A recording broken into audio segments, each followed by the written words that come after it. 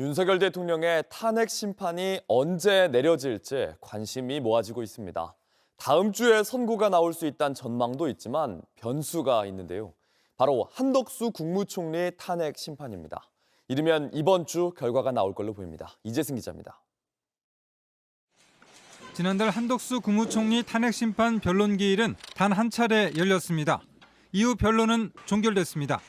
이상으로 변론을 종결하고 선고 기일은 재판부 평의를 거쳐 정해지면 양측에 통지해 드리도록 하겠습니다.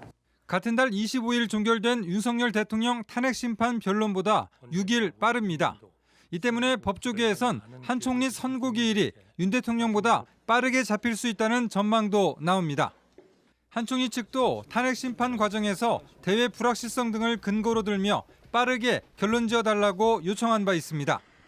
한덕수 총리의 탄핵 심판 사건은 그리 쟁점이 많지 않습니다. 신속하게 정리해서 국정이 안정되고 그 경험과 지혜가 우리 국가 발전을 위해서 빠르게 활용될 수 있도록 하는 것이 바람직하다고 했습니다. 만약 헌재가 한 총리 사건 선고를 먼저 진행하면 윤 대통령 탄핵 심판 사건에도 영향을 줄 것으로 보입니다. 우선 윤 대통령 탄핵 심판 결론이 늦춰질 수 있습니다. 한 총리 선고가 이번 주에 열리면 윤 대통령에 대한 헌재 결정도 그만큼 밀릴 것으로 보입니다. 마은혁 헌법재판관 후보자 임명도 변수입니다.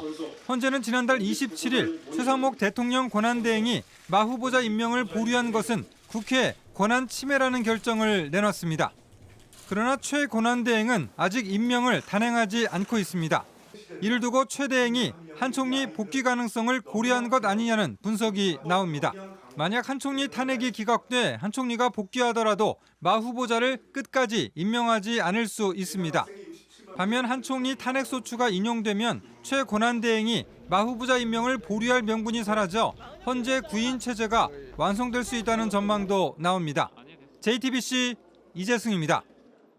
윤석열 대통령 탄핵 심판 선고가 이번 주 나올 걸로 보입니다.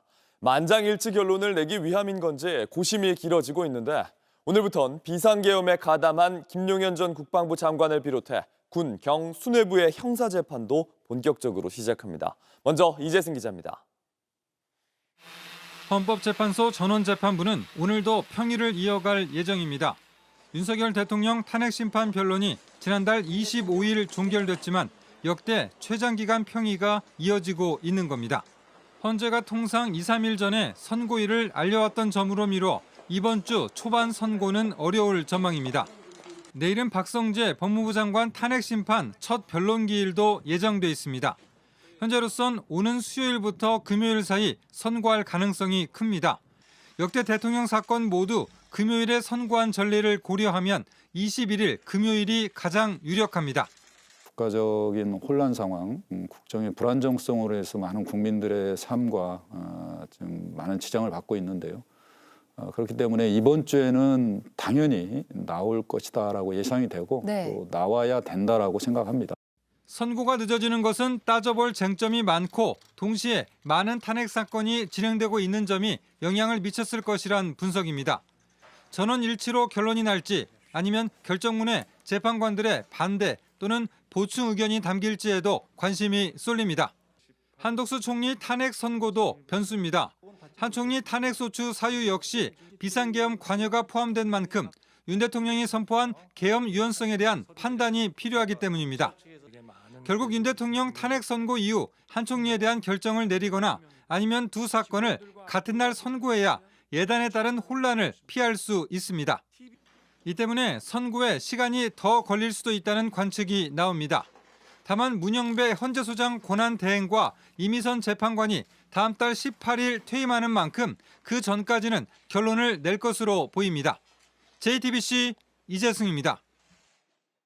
윤 대통령 탄핵 심판의 결론이 이번 주에 나올 거란 전망이 많았는데 사실상 다음 주가 될 가능성이 커졌습니다. 다음 주엔 이재명 더불어민주당 대표의 공직선거법 위반 항소심 선고도 예정돼 있습니다.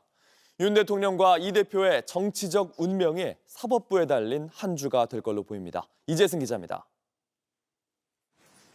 헌법재판소가 아직 윤 대통령 탄핵심판 선고 일정을 공지하지 않았습니다.